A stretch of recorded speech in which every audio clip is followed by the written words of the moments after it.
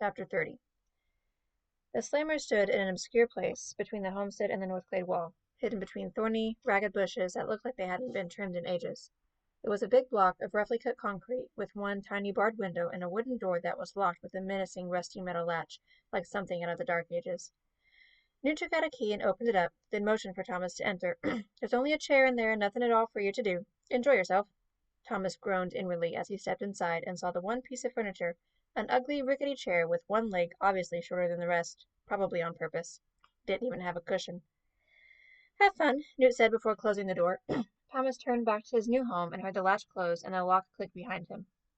Newt's head appeared at the little glassless window, looking through the bars, a smirk on his face. "Nice reward for breaking the rules. You saved some lives, Tommy, but you still need to learn." "Yeah, I know. Order."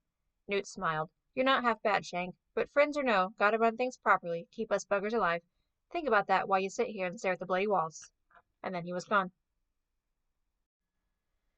The first hour passed, and Thomas felt boredom creep in like rats under the door. By hour number 2, he wanted to bang his head against the wall. 2 hours after that, he started to think about having dinner with Gally and the Grievers would beat sitting inside that stupid slammer. He sat and tried to bring back memories, but every effort evaporated into oblivious mist before anything formed. Thankfully, Chuck arrived with lunch at noon, relieving Thomas from his thoughts. After passing some pieces of chicken and a glass of water through the window, he took up his usual role of talking Thomas's ear off.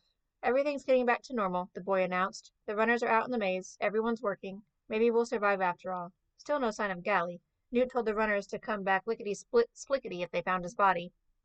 Oh, yeah, and Albie's up and around. Seems fine, and Newt's glad he doesn't have to be the big boss anymore." The mention of Albie pulled Thomas's attention from his food. He pictured the older boy thrashing around, choking himself the day before. Then he remembered that no one else knew what Albie had said after Newt left the room before the seizure, but that didn't mean Albie would keep it between them now that he was up and walking around. Chuck continued talking, taking a completely unexpected turn. "Thomas, I'm kinda messed up, man. It's weird to feel sad and homesick, but I have no idea what it is that you wish you could go back to, you know? All I know is I don't want to be here. I want to go back to my family. Whatever's there, whatever I was taken from, I want to remember." Thomas was a little surprised. He never heard Chuck say something so deep and true.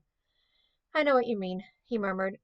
Chuck was too short for his eyes to reach where Thomas could see them as he spoke, but from his next statement, Thomas imagined them filling with bleak sadness, maybe even tears. "I used to cry. Every night." This made thoughts of Albie leave Thomas's mind. "Yeah?" "Like a pants-wetting baby. Almost till the day you got here. Then I got used to it, I guess. This became home, even though we spent every day hoping to get out. I've only cried once since showing up, but that was after almost getting eaten alive. I'm probably just a shallow shuck-face." Thomas might not have admitted it if Chuck hadn't opened up. "You cried?" he heard Chuck say through the window. "Then?" "Yeah, when the last one finally fell over the cliff, I broke down and sobbed till my throat and chest hurt." Thomas remembered all too well. "Everything crushed in on me at once. Sure made me feel better. Don't feel bad about crying. Ever." "Kinda does make you feel better, huh? Weird how that works." A few minutes passed in silence. Thomas found himself hoping Chuck wouldn't leave. "Hey, Thomas," Chuck asked. "Still here. Do you think I have parents? Real parents?" Thomas laughed, mostly to push away the sudden surge of sadness the statement caused. "Of course you do, Shank. You need me to explain the birds and the bees?" Thomas's heart hurt. He could remember getting that lecture, but not who'd given it to him. "That's not what I meant," Chuck said, his voice completely devoid of cheer. It was low and bleak, almost a mumble. "Most of the guys who've gone through the changing remember terrible things they won't even talk about, which makes me doubt I have anything good back home. So, I mean, you think it's really possible I have a mom and a dad out in the world somewhere, missing me? Do you think they cry at night?" Thomas was completely shocked to realize his eyes had filled with tears. Life had been so crazy since he'd arrived. He never really thought of the Gladers as real people with real families, missing them. It was strange, but he hadn't even really thought of himself that way. Only about what it all meant, who'd sent them there, how they'd ever get out.